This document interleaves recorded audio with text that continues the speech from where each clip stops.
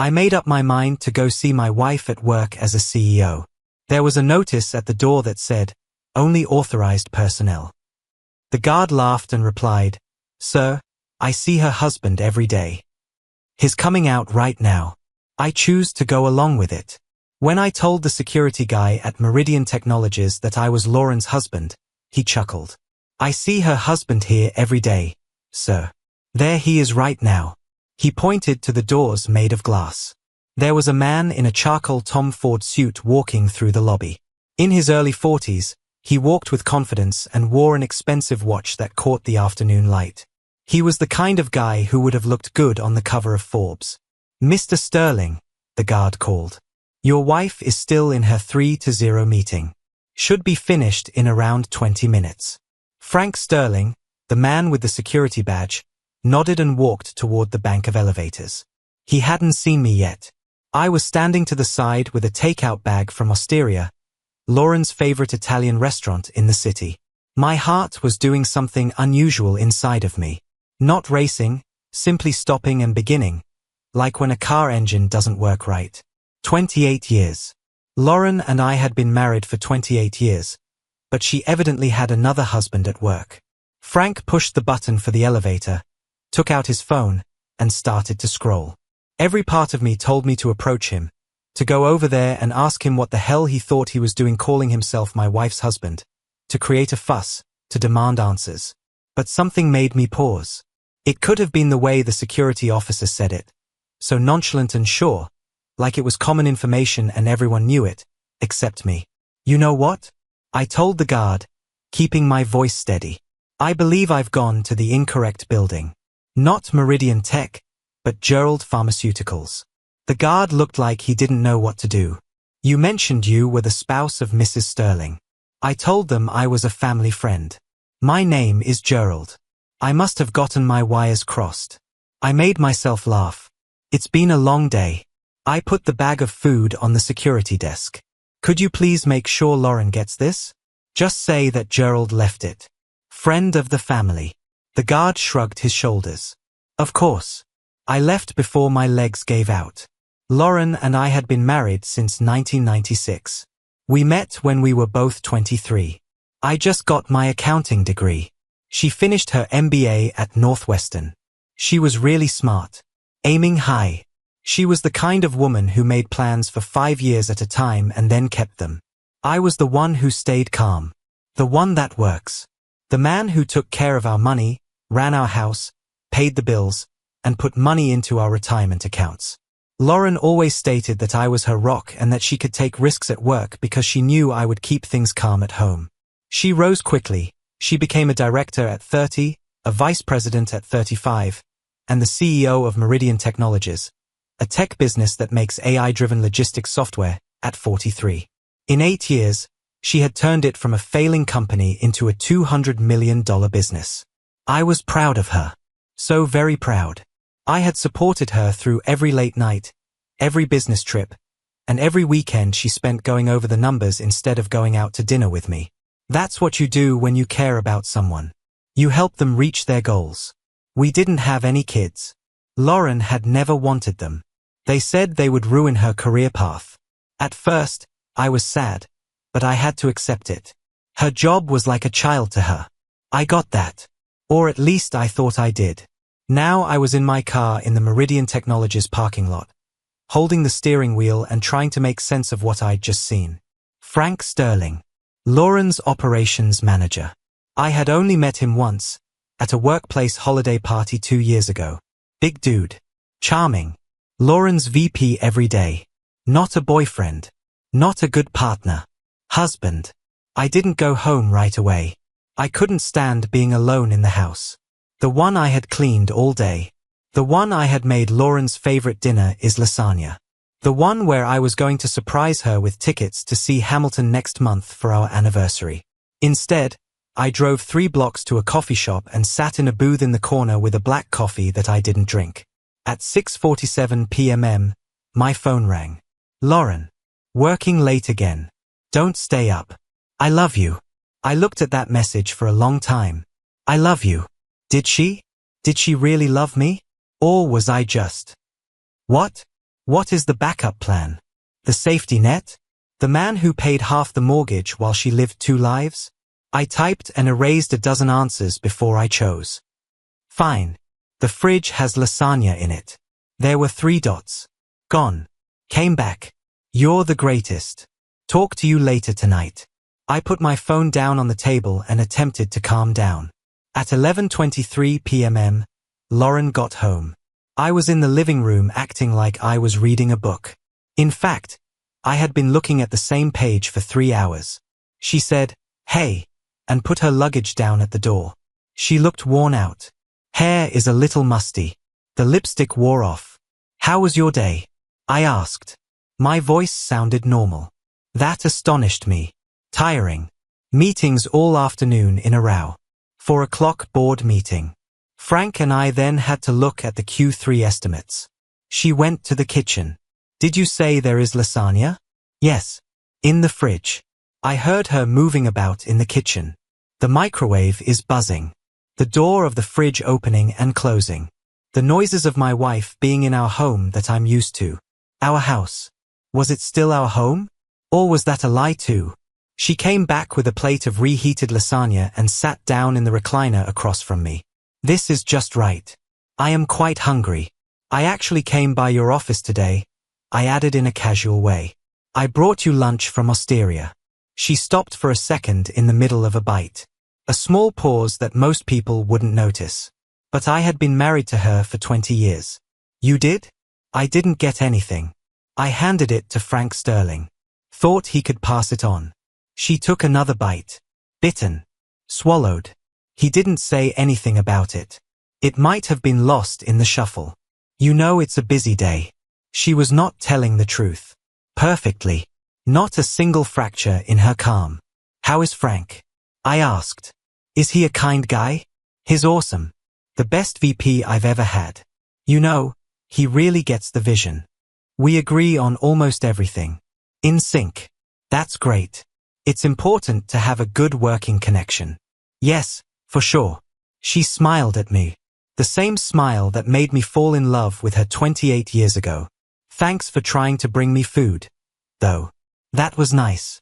At any time." We stayed there for a time. She is eating lasagna. Me acting like I'm reading. Like a regular couple on a Tuesday night. But nothing was normal anymore. I waited till she fell asleep.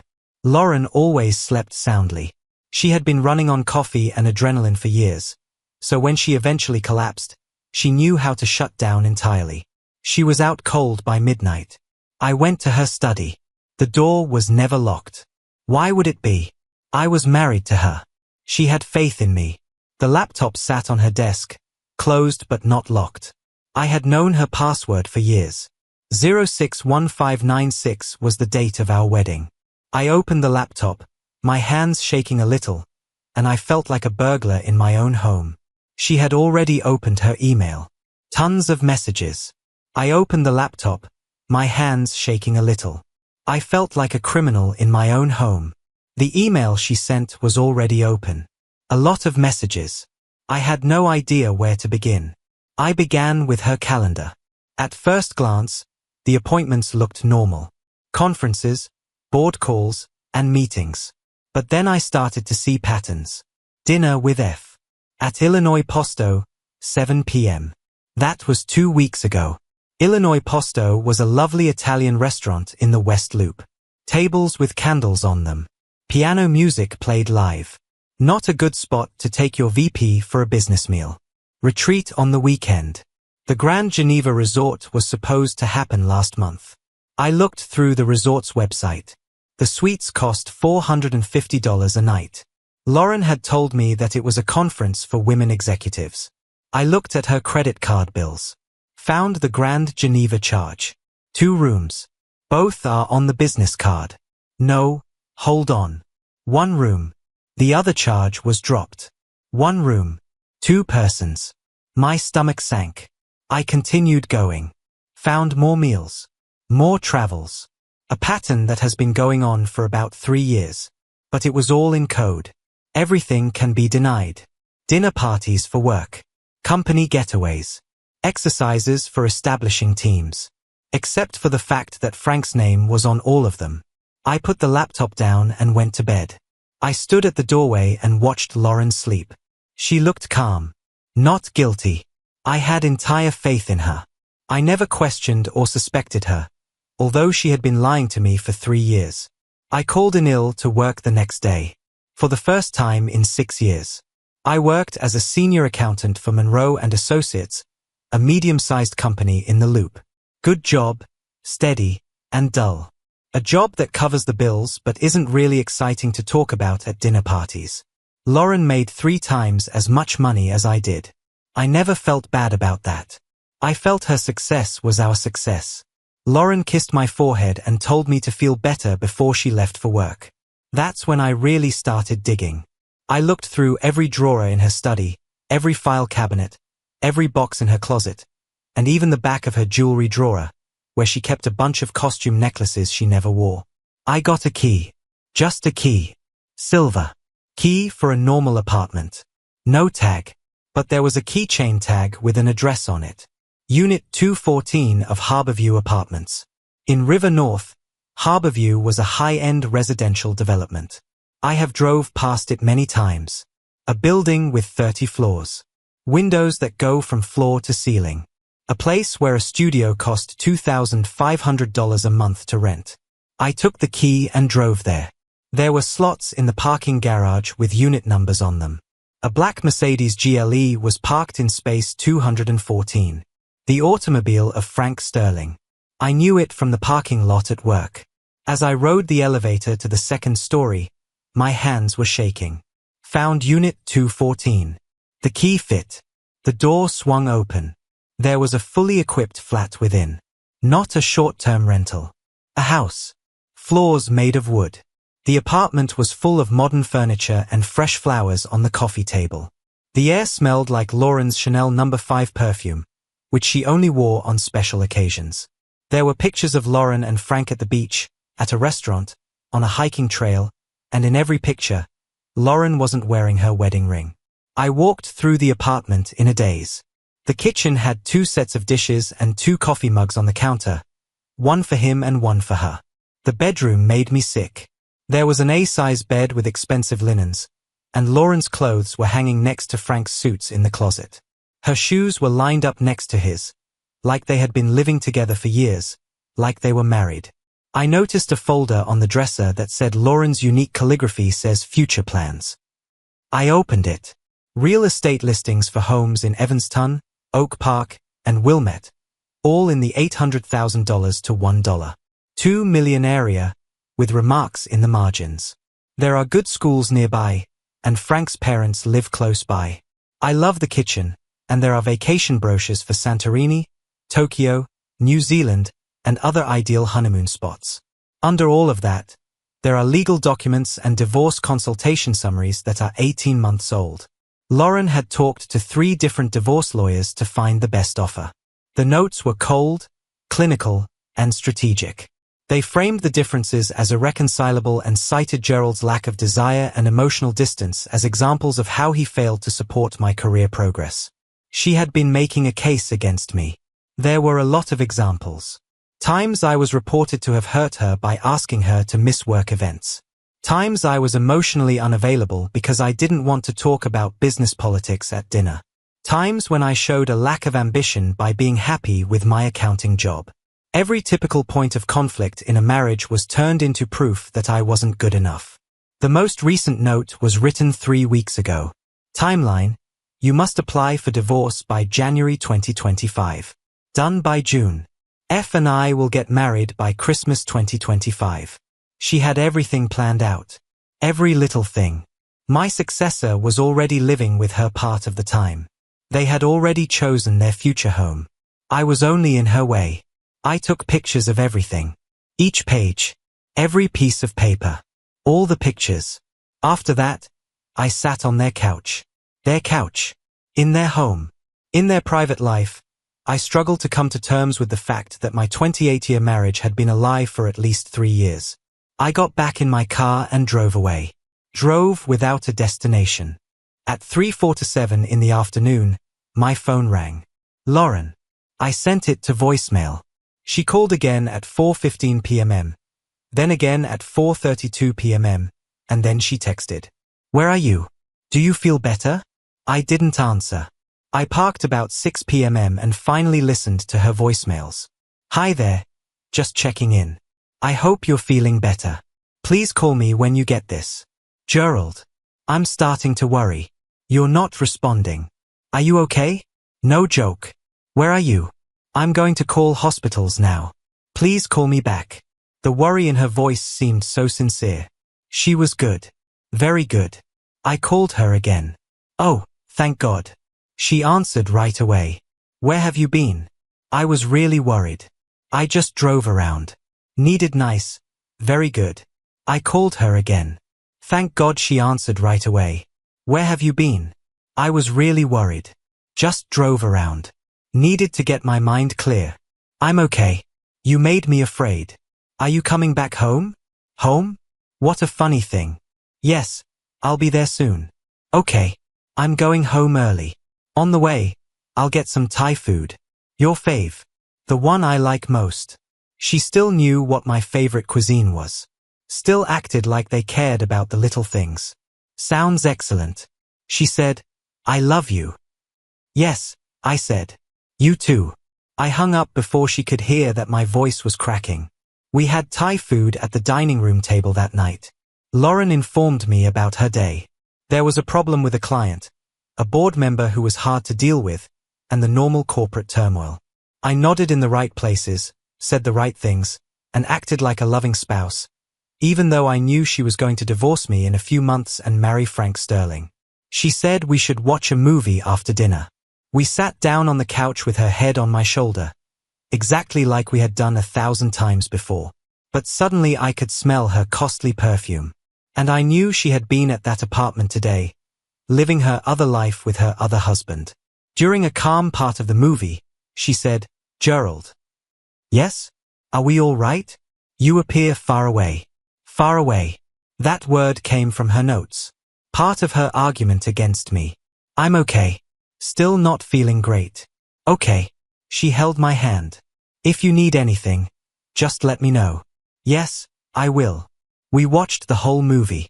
Went to sleep. She went to sleep right away, curled up on her side. I stayed up until 3 a.m., staring at the ceiling and making plans for what to do next. I called in ill again the next day. Lauren left for work at 7:15 a.m. She kissed my forehead and told me to get some rest. As soon as she left, I hurried back to her study. I had worked as an accountant for 22 years. I knew how to find problems with money, and now that I knew what to look for, the pattern was clear. Our combined checking account always included deposits from both of our paychecks. Mine is $6,200 a month after taxes. Lauren's is about $11,000 a month after taxes. But our bills, like our mortgage, energy, groceries, insurance, and everything else, came to roughly $8,500 a month. We should have been putting away roughly $8,700 every month. That should be more than $300,000 in savings over 3 years. There was $47,000 in our savings account. Where did the $250,000 go? I got Lauren's own credit card. The one she said was for company costs that she would get back. $3,200 a month for 3 years at Harborview Apartments, or $115,200. $24,000 worth of furniture from West Elm, Pottery Barn, and Crate and Barrel. Travel, $31,000 to a number of high-end places. Dining out, with hundreds of charges at high-end restaurants. She had been using our shared money, my money, to pay for her whole secret life. She had been playing house with Frank Sterling in a $3,200 a month apartment with money I had made while I was eating leftovers and drove a 10-year-old Honda Civic. I wrote down everything, including 3 years' worth of bank statements, credit card information, and transactions between investment accounts. After that, I began to look at the corporate files of Meridian Technologies. This is where my accounting skills truly helped me. I knew how to read financial statements, how to find problems, and how to discover the story behind the numbers. The tale was really bad. Lauren had been covertly rebuilding the company without the board's permission to make Frank Sterling her successor. She had given him control over important accounts, increased resources to his department, and set him up for a promotion to COO, a job that didn't exist yet. She was making him a gilded ladder to the top while also making herself look like a kingmaker. But she had done it by using corporate resources without permission and making financial decisions that were better for her personal connection than for the shareholders. That was bad behavior by the company, maybe even fraud. I took pictures of everything, put them in files, and made a chronology. After that, I called Richard Morrison. Richard Morrison was the head of Meridian Technologies board of directors. I had seen him twice at work occasions. Former hedge fund manager, in his late 60s, and very smart. When he answered, I said, "Gerald Hartman, the husband of Lauren.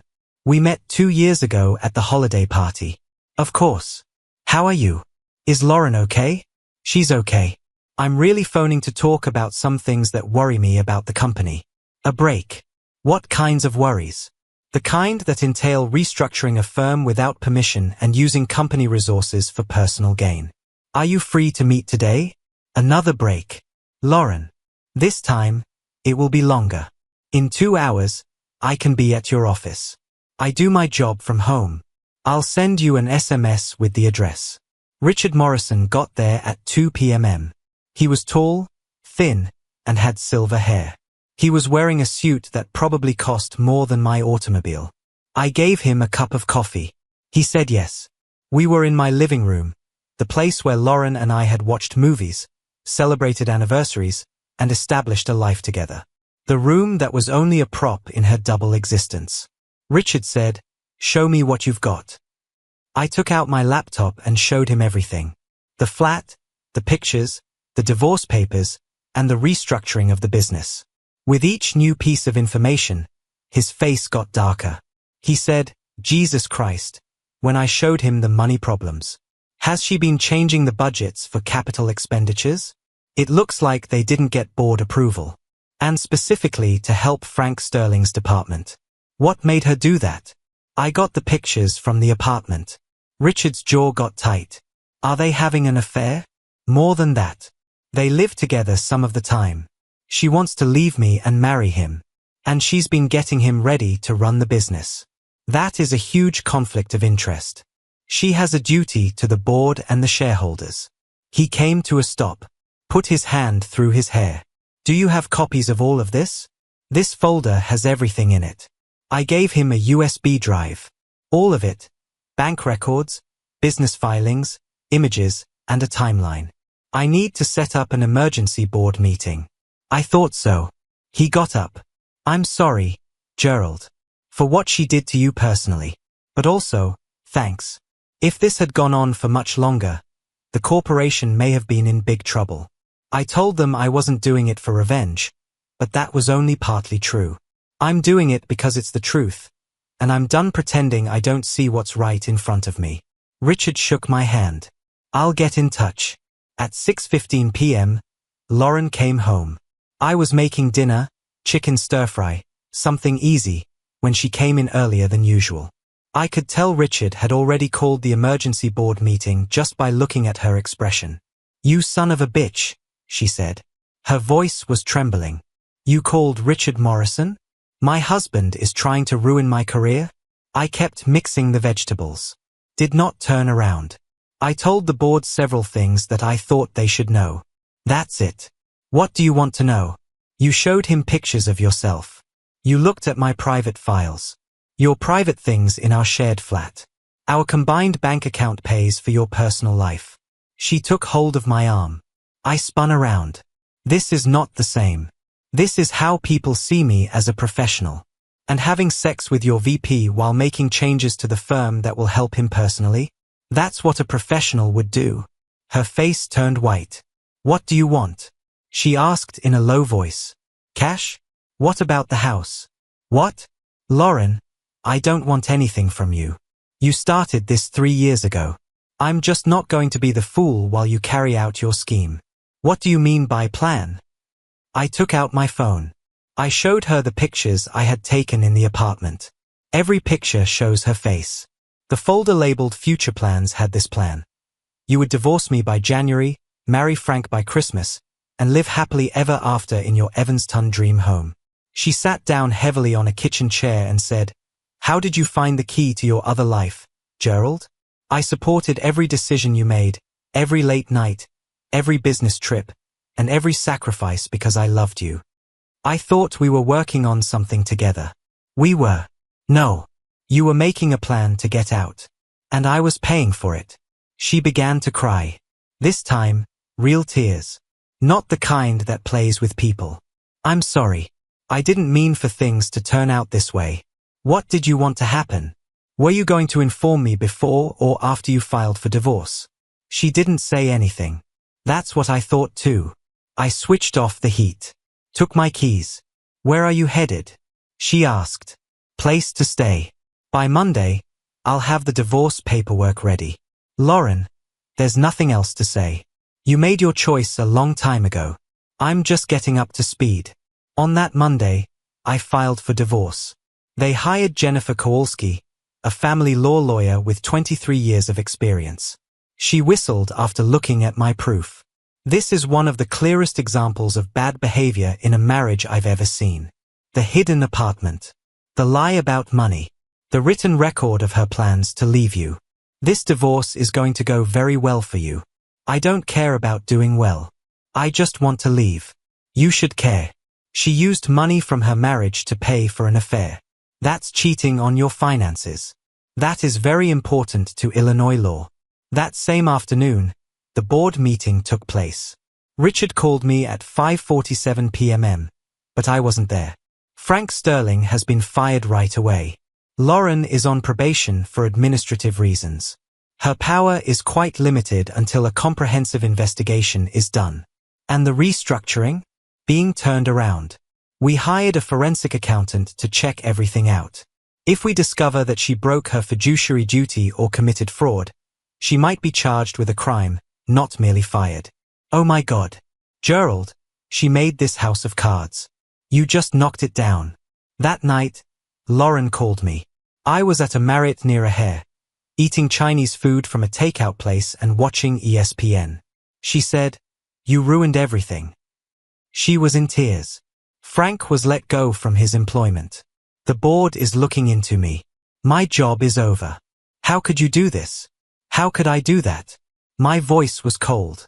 You spent 3 years getting ready to replace me. You took $250,000 from our joint account to pay for your affair. You lied to your company to help your lover. And you're wondering how I could do this? I was going to tell you. When? After you asked for a divorce? After you married Frank like you said you would by Christmas? Nothing. Did you know that? I know everything, Lauren. Everything. The apartment, the lawyers, the timeline, and the listings for real estate. Please. Her voice cracked. We can make this better. I'm going to break up with Frank. We can get counseling. I'll do anything you ask. You already got Frank fired. And now you want to leave him too? At least be honest about who you betray. That's not right. Is that fair? I laughed. Even I thought it sounded bitter. You want to talk about being fair? You lied to him for 28 years. You built my trust so you could betray me in the best way possible. You wrote down every little fight as proof that I was wrong. While I was cooking dinner, doing laundry, and helping you with your profession, you made a legal case. I loved you. No, you loved what I gave you. Stability, financial security, and a solid base on which to build your empire. You started scheming to trade me in as soon as you discovered someone who was a better fit for your life. It wasn't like that. It was just like that. And you know what the worst part is? You were going to give me up. It wasn't like that. It was just like that. And you know what the worst part is? You were going to make me the bad guy. All those notes about how I don't want to do anything. The remoteness I feel emotionally. I didn't help you with your career. You were planning to end our marriage and blame me for it. She was crying now. Gerald, please. 28 years. That must signify something. It did. In the past tense. You did a great job when you received the key to apartment 214. I hung up the phone. She called back 6 times. I put a block on her number. It took 4 months for the divorce to happen. At first, Lauren fought it, but Jennifer was right. There was a lot of proof. I received the home. She gets to keep her automobile and her bad name. The board's investigation found that Lauren had broken her fiduciary obligation by changing the company's structure to help her personal connection. In March 2025, she had to quit. No golden parachute, no big severance, just gone. Frank Sterling sued Lauren and Meridian Tech for firing him without cause. It was thrown out. It turns out that having an affair with your boss and getting benefits from illegal corporate restructuring is a reason to be fired. I heard that they broke up 3 months after everything fell apart. Frank said that Lauren ruined his career. Lauren said that Frank wasn't worth the sacrifice. Neither of them was responsible for the choices they made. In June, I sold the house. Too many things to remember. There are too many ghosts. I bought a condo in Lakeview. Less big. Easier. Mine. We started going out again in August.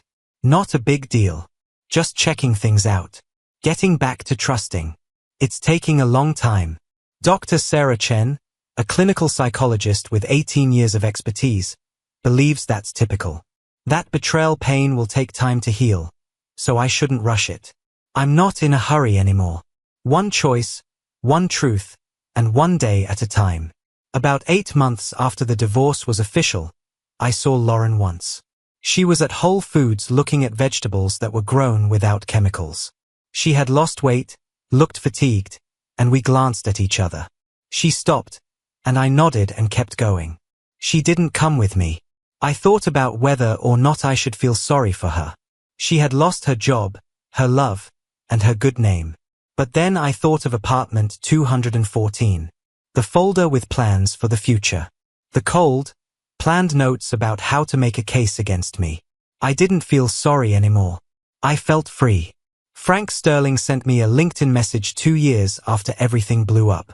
I realize you don't have to talk to me, but I wanted to say I'm sorry about everything.